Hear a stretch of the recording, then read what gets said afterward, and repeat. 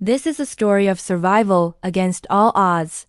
It's about a childhood stolen, a silence enforced for nearly 2 decades, and a woman who endured when everything was designed to erase her. This is not just a story of abuse. It is a story of incredible endurance. Stay with us. Before her name became known worldwide, Rosalyn Minnes was just a child. Born in 1985, she grew up in what seemed like a loving and stable home with her mother and siblings. Even though she was raised by a single mother, Rosalyn felt safe. She was a bright student, earning academic honors and taking violin lessons. She had dreams of becoming a veterinarian or a violin teacher. Her future seemed full of promise. Her world revolved around school, family, and the local park. There were no warning signs, no visible danger. In her world, adults were supposed to be protectors.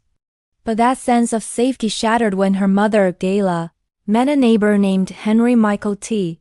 On the surface, Henry appeared helpful, polite, and trustworthy. He quickly became a friend to the family. That friendship soon turned into a relationship, and then a marriage. After the wedding, Henry moved into their home. To anyone looking from the outside, everything seemed perfectly normal. But Rosalyn felt a deep sense of unease around him.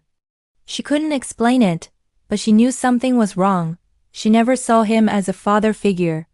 That instinct would later prove to be terrifyingly accurate. Behind closed doors, Henry was not the man he pretended to be. He had carefully observed the family dynamics, seeing a single mother he could manipulate. Once he was inside the home, his behavior began to change. He became controlling, and the atmosphere grew tense and heavy. When Rosalyn was just 11 years old, the unthinkable happened. Henry began abusing her. He threatened her into silence, making it clear that there would be severe consequences if she ever told anyone. Too young to fully understand the horror of her situation, Rosalyn carried the terrible weight of this secret alone, confused, terrified, and ashamed. Her home, once a sanctuary, had become her prison. As the years passed, Henry's control over the family intensified. Rosalyn lived in a state of constant fear, forced to pretend everything was normal while enduring unimaginable abuse. No one outside the 4 walls of their home had any idea what was happening. Eventually, Henry's violence extended to Rosalyn's mother, Gayla. The household became a dangerous and volatile place. In January 1997, Gayla finally made the brave decision to flee with her children to a domestic violence shelter, believing they had finally escaped the worst of it. But their nightmare was far from over. On January 31, 1997, 12-year-old Rosalyn was called out of her class at her middle school in Oklahoma.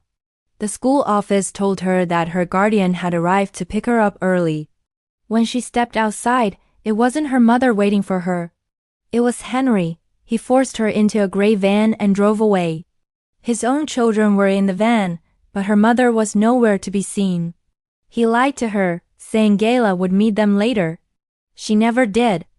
That same day, Gayla contacted the school and learned, to her horror, that her daughter had been taken without her permission. Henry had no custody rights. The police were immediately notified, and Rosalyn Minnes was officially listed as a missing person.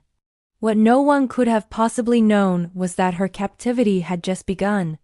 For nearly 2 decades, Henry kept Rosalyn completely isolated from the world. He was constantly on the move to avoid being caught, changing her appearance and giving her different names. His goal was simple and sinister: to erase her identity completely. They lived in extreme poverty, sleeping in cars, abandoned buildings, and makeshift shelters across multiple states and later in Mexico. Rosalyn was watched constantly. Any attempt to resist was met with severe punishment. Over the years, Rosalyn became pregnant repeatedly. She gave birth to 9 children, most of them without any medical care, all while still under Henry's complete control. Despite her own unimaginable suffering, she did everything in her power to protect her children from the man who was both their father and her captor. Henry controlled everything: the food they ate, their every movement, any money they had. In public, he created a deceptive narrative, claiming Rosalyn was his adult daughter and that the children had been abandoned by their real father. These lies allowed him to remain invisible, hiding in plain sight. Eventually, Henry took them to Mexico, where their isolation became even more profound. Rosalyn was forced to beg on the streets for food to feed her children, while Henry would often spend what little money they had on alcohol. The children were malnourished, constantly afraid, and eerily silent. Then, after years of darkness, a small ray of light appeared. On a beach in Oaxaca, Rosalyn met a local couple named Ian and Lisa.